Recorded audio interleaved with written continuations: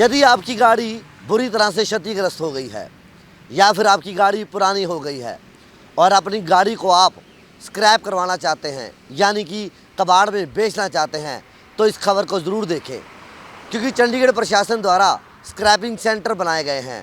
इन scrapping centre में अगर आप अपनी गाड़ी बेचते हैं, स्क्रैप करवाते हैं, तो आपको सही दाम भी मिलेंगे। यहाँ तक कि आपको क्या क्या सुविधाएं मिलेगी और क्या क्या फैसिलिटीज़ दी जाएगी इन स्क्रैपिंग सेंटर में, तो देखें इस खबर को।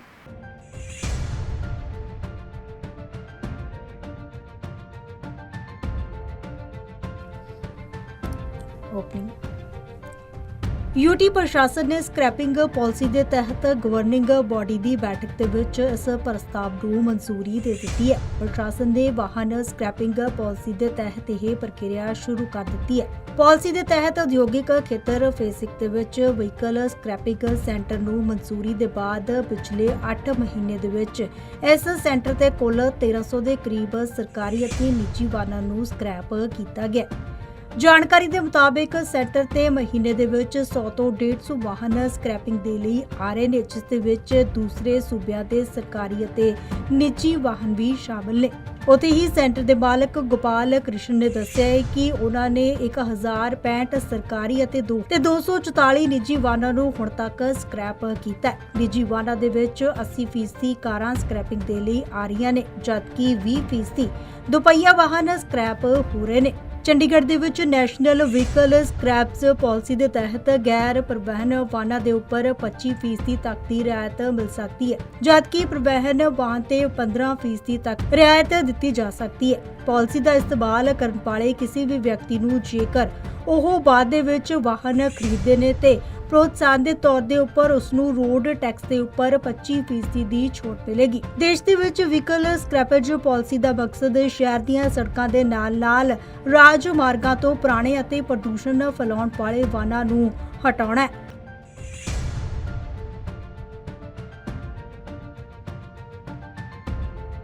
ये जो गवर्नमेंट की पॉलिसी है ये करीब 1.5-2 साल पहले लॉन्च हुई थी, और ये जो हमारा जो सेंटर है ये हमने जनवरी में शुरू किया था, पर इसका जो ऑपरेशनल है हमने मार्च में शुरू किया था, मार्च 2023 में जी। तो as per this government policy, जो ये पॉलिसी गवर्नमेंट ने लॉन्च की है as per as vehicle scrapping policy is concern, government इसमें काफ़ी सारी लोगों को फैसिलिटेशन दे रही है। जैसे अगर कोई गाड़ी स्क्रैप होती है उसको जो बेस्ट स्क्रैप वैल्यू है वो मिलेगी, प्लस उसके जो उसकी मेन जो उसमें हाईलाइट है जो पॉइंट है कि जो गाड़ी की आरसी है वो परमानेंटली डी रजिस्टर्ड हो जाती है। आपको उसके लिए कहीं से अलग से अप्लाई करने की जरूरत नहीं है, वाहन से गाड़ी आपकी डी रजिस्टर्ड हो जाएगी, वो कभी भी मिसयूज नहीं हो सकती। अगर कोई उसके ऊपर रोड चलान वगैरह हो रखे हैं वो सारे वेव ऑफ हो जाएंगे, और गवर्नमेंट से एक सर्टिफिकेट मिलता है, सर्टिफिकेट ऑफ डिपॉजिट, जो कि 2 साल तक वैलिड रहता है और ट्रांसफरेबल है to anybody all across India. आप उसको कहीं भी ट्रांसफर कर सकते हो, किसी के नाम पे ट्रांसफर हो जाएगा। तो उसमें 25% तक का डिस्काउंट मिलता है प्राइवेट गाड़ी में, नई गाड़ी की आरसी में, और 15% तक का डिस्काउंट मिलता है कमर्शियल व्हीकल के अंदर। जो मेन इसके जो बेनिफिट हैं, गवर्नमेंट का पर्पज है कि जो गाड़ियाँ हैं वो प्रॉपरली स्क्रैप हों, एनवायरनमेंट फ्रेंडली उसके अंदर स्क्रैप हों, प्रॉपर मशीनरी के साथ स्क्रैप हों, और मिसयूज जो है वो बंद हो जाए सारे का सारा। अब तक कितनी गाड़ियाँ, अगर गवर्नमेंट की बात की जाए या वैसे बात की जाए कि गवर्नमेंट की कितनी गाड़ियाँ स्क्रैप हो चुकी हैं? करीब 1200-1500 के आसपास हम गाड़ियाँ स्क्रैप कर चुके हैं अभी तक, गवर्नमेंट और प्राइवेट दोनों मिला।